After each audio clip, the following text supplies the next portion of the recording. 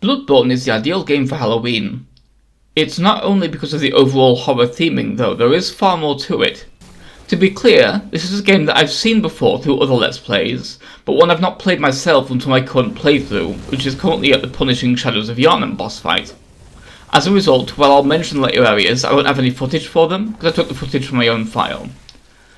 The surface reason that it's a Halloween game is simply the aesthetic, with blood magic, gore and death everywhere, and creepy gothic architecture, but that is simply a basic level analysis.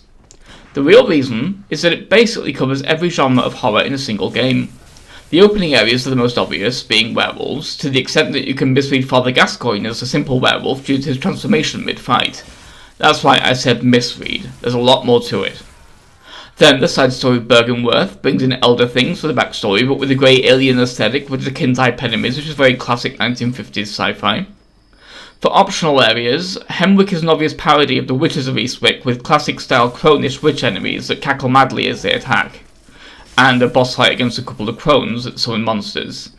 Then the attached area of Canehurst is a twisted version of Dracula's castle, with blood-sucking lunatics populating the area, and deformed servants taking up the Igor/Renfield mantle. The later areas that I've not reached yet begin bringing in the idea of body horror, as previously clean transformations are shown to be far messier than expected, and the beasts become less and less recognisable as actual animals, with small things like heads being on backwards, having eyes in places that shouldn't exist, or by finally affecting the crows who previously were simply so blood-soaked they couldn't fly, but now who become fully merged with the forms of the wild dogs, becoming weird half-crow, half-dog things that can barely function as either. A cute thing is that most of the enemies are literal angry mobs of villagers with torches and pitchforks, which is a classic horror movie visual. I also like that in some areas you get really weird architecture in the distance or in the skyline. The primary thing I brought up earlier with Gascoigne is that he's not a werewolf purely speaking. Because he's one of the few bosses who transforms as you fight him and not before, it gives him a unique vibe. You start off by facing Dr. Jekyll, and end with Mr. Hyde. Especially given the tragedy that he's already killed his wife and abandoned his daughter. Yet another horror staple, Jekyll and Hyde. With the werewolf framing. Also, while some stories don't have direct analogues, they do have locations inspired by them, like the creepy college that could have been where Victor Frankenstein studied, and the windmill in the woods that Frankenstein's monster was chased into in the movie's climax. Although I guess the closest thing the game has to Victor Frankenstein himself would be Yosefka with her weird experiments. I guess we could say Yosefka's clone, or imposter. Also, whenever you respawn at the graves, you get the classically ghostly woo sound in the Hunter's Workshop, which is very adorable. The main reason that this disparate ideas fit together is that they were all contextualized with the idea of Yharnam's discovery of the Elder Gods, with the church focusing on its physical form with blood magic, and Byrgenwerth focusing on its knowledge. Everything is in some way tied to the idea of either types of blood going wrong, or trying to grow eyes on the inside of one's mind, with the former becoming weird beasts, with both being the most obvious, but also the vampires becoming vile bloods and resembling ticks when the transformations backfire, and even Byrgenwerth experimenting with the eyes, which is referred to as pale blood. It all comes down to blood, and animals. Even the way eyes backfire for kin types can sometimes be animalistic, even though they technically aren't meant to be beasts, like how Byrgenwerth students that screwed up resemble flies because they did grow new eyes but on the outside of their heads. Eventually, the four factions are using the four humours. You know, the theory that illness is caused by the four substances that are out of balance, those substances being blood, blood, blood, and eyes! Of course, this only explains the horror angle, not the Halloween angle. For the Halloween angle, we need to look into the playful aspect. The Shadows of Yharnam are mostly snakes, but they are wearing human costumes. Similarly, you get clothing in the game, and not armour, because the clothing protecting you is only a small aspect of it, the important thing being getting to cosplays of the characters like with the Gascoigne set.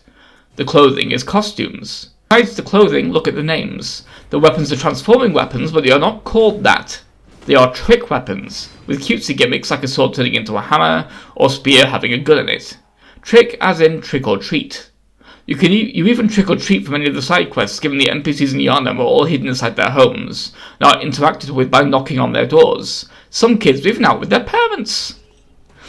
Even the escalation has a more playful aspect, while in most Souls games it's more depressing, as the more you reveal, the more ruined the world seems.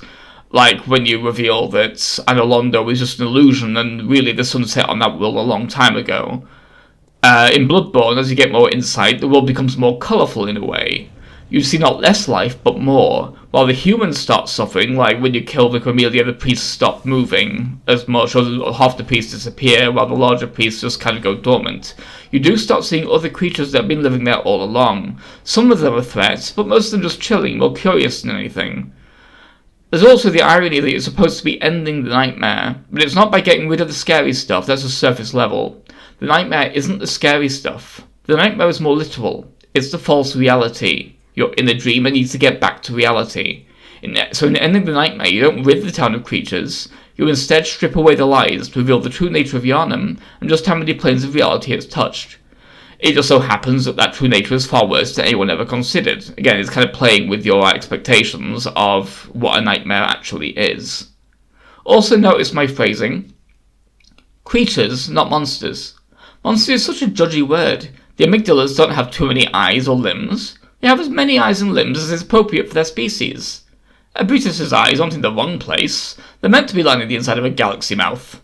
Don't be a dick about people with different builds to yourself. One was vacuous, not stupid. But that's a digression.